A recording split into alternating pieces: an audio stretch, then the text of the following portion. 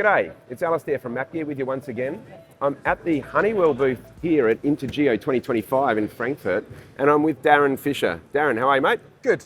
All right. Excellent, excellent. You've got an amazing booth here. You've Yeah. obviously got this big crowd puller. Yes. What's in the beast? So in here we use this as our European test vehicle for a wide range of our products.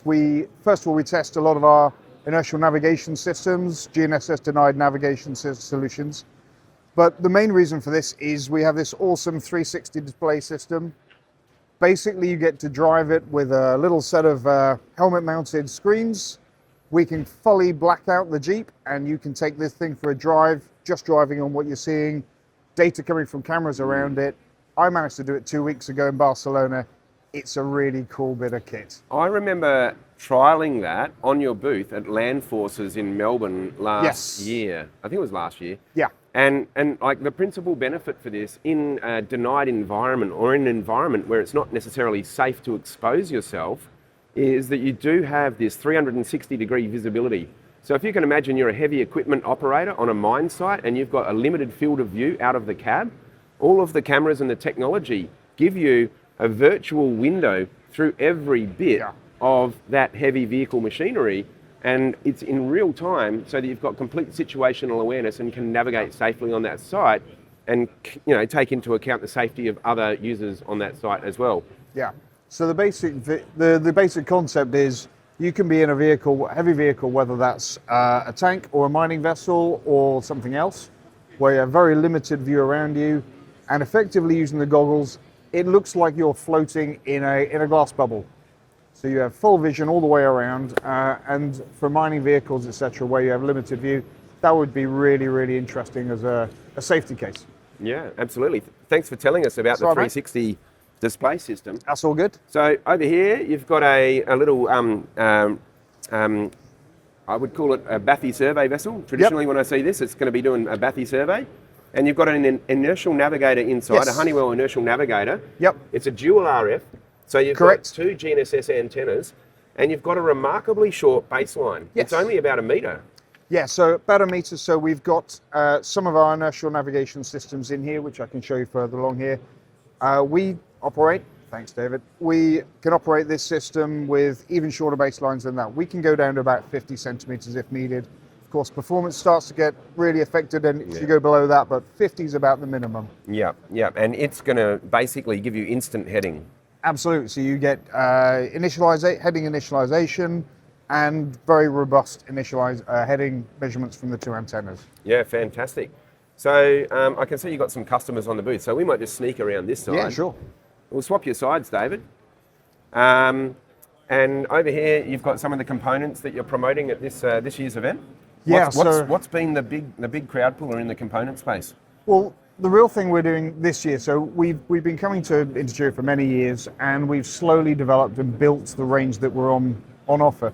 Really within the resilient navigation group in Honeywell, we've got, I see it as five product lines, 5 brands really, starting with our friends in Italy. Civitanavi, which we acquired about a year ago. These are typically fibre optic gyros. FOGs, yep. Very great, really good performance, huge range. That's both IMUs and INS GNSS systems. Yep. We've got some of our US-based high-grade, high dynamic range. We've got the Talons, which are the navigators, so INS GNSS, typically used on heavy vehicles. Yep. Mostly on military defense vehicles. Yep. So these are constrained by ITARs? These are commerce controlled. Yep. Okay.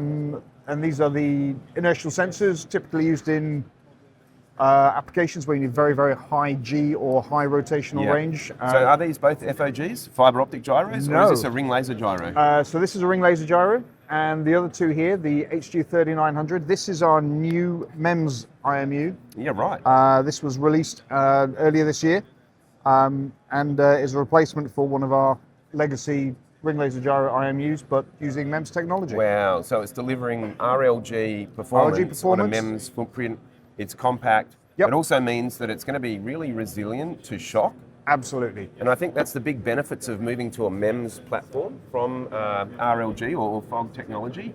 is that it's far more rugged. And historically, there's been some technical challenges to deliver that same level of precision that you get from a fibre optic gyro with a MEMS inertial measurement unit. But it looks like Honeywell's starting to kick some goals there. Yeah, absolutely. So then moving on to the next area we have is our HGuide range. This is where we've been bringing this to with the industrial grade inertial sensors. And for the audience, this is my favourite section of the range, and this is my absolute favourite component, the HGuide N580. So that's an inertial navigator, full GNSS constellations, dual RF inputs. It's got the fantastic HG4930. Yep. They put the top of the range HG4930 inside it, so you're getting really good results in terms of drift, your random walk, all of that sort of stuff. Yep. High performance. Aerospace technology at industrial pricing. Yeah. And that's what I like about this Honeywell gear.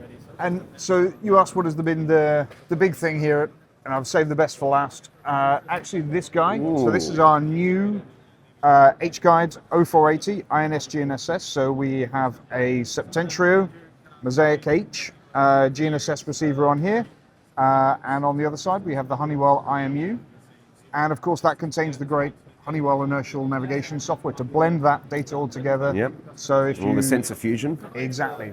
Now, the real beauty of this guy is we can do, there are two big advantages. The first, if you design this into your stack, you design that one in, you've got one level of performance. Yep. If you then find you need another level of, you need a step up in performance, we can just take the 4930, you can mechanically mount it next to it, feed the data into the 0480, and you've suddenly got yourself a much higher grade navigator. Yeah. So then, from a performance perspective, that's then getting very close to an the N580. 580. Yep. And then, if you need even better performance, how do I do that? Well, you just come over here, you buy a CFI 200 from Civitanavi, you mechanically mount that one, Get out you there. feed the information in there, That integrates as well. and that gives you supreme levels of performance. Yeah, right. And the beauty is, for an integrator, they've integrated one thing, one mechanical mount, one set of data, one set of electrical connections, and they can just work their way up the product range in terms of performance. Yeah, great. But then, obviously, the other thing we've been here talking about is a lot of our alt-nav technology. One of the great things we have here is our HRVS. So a lot of people here using DMIs, so physically mounting. Can you explain for the audience what a DMI is? Absolutely. So a DMI is a wheel-based velocity sensor. So a bit like a traditional sort of odometer. Absolutely, yes. So it's an odometer that fits onto the wheel, and you just take that velocity information, feed it to your navigator to supplement the inertial data. And the GNSS data. And the GNSS. There are some problems with that. So you're starting to account for slip or skids. Wheels aren't always connected to the ground. On the road, yes, but as soon as you go off-road, you start getting all sorts of errors. And tyres wear, and you need to recalibrate all this stuff. Tyres wear. The other disadvantage is some countries, you're not allowed to put a DMI on. Oh, so, wow. There are a number From of a road countries safety perspective. Absolutely. The law does not allow you to make a car wider than it is. Yeah, right. So what we do is we allow you to attach this straight onto the back of the vehicle. In fact, you can just see here, we've got a test rig here. A little test rig. We were using this test rig in Barcelona a couple of weeks ago. We drove this for 75 kilometers. Yeah. With the GNSS disconnected. Oh, wow. Now, typically, even with a great IMU like the one inside the N580 here, you would see a very significant position error. Yeah, over 75 Ks. I mean, that's a 75 long Ks. time without any, correction for It drift. was an hour and a quarter, 75 kilometers, and because we were using the N580 and supplementing that data with the HRVS hanging off the back of the Jeep, we had an error of somewhere in the region of 350 meters when we reached our hotel. Which is not bad over 75 Ks. 350 meters might sound a lot to people. Like a lot of our audience are used to using, survey grade GNSS receivers that deliver accuracy down a couple of centimeters. So 350 meters sounds like a lot, but if you can imagine that you're tracking your position just based on inertial measurement, so using the gyro and the magnetometer, and what else have we got? I can't quite remember. So there are no mags involved. Oh, right. So this is just gyros and accelerometers in here. Yep. We've lost the GNSS because we disconnected it. Yep. So all we have is the gyros, accels, and the radar sensor. Unreal. That's it. Yeah. For Where are you seeing your biggest uptake of the HRVS? So we're seeing this for, actually, obviously that's a very long distance. Yeah. It was just for test. We're seeing a lot of people in the mobile mapping world where obviously they're driving around in vehicles, they're seeing challenged environments, whether they're going into an underground car park, under bridges, double overhead passes, bridges and so on. They really need to have something to supplement the navigator on its own. So Darren, like normally I would ask these questions privately and give you notice before sticking it on, for the world to see. But what's the chances that Mango's Mapping can get hold of a demo HRVS kit? Because we're looking at integrating your N580 demo gear with some Alistair LiDAR on our survey vehicle to do like a proof of concept. I think the chances are very high. I mean, you just need to look at how your cash flow is. We'll work out a deal. We'll make sure we can get you a test rig. Get the subtext there. We will get a test rig like this in Australia for your customers to be using. Yeah, we'll great. Make that happen. Yeah, awesome. All right, that sounds good. You heard it here first. And we'll obviously do some additional content once we have that capability in Australia. So keep an eye out on our social media and on our YouTube channel.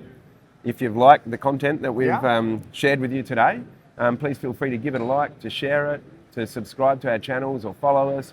Feel free to leave a question or a comment if you'd like. Some people have been talking about my clothing. Feel free to talk about my clothing. And we'll see you next time. Thanks very much, Darren. You're welcome, buddy. Good to see you again. You too.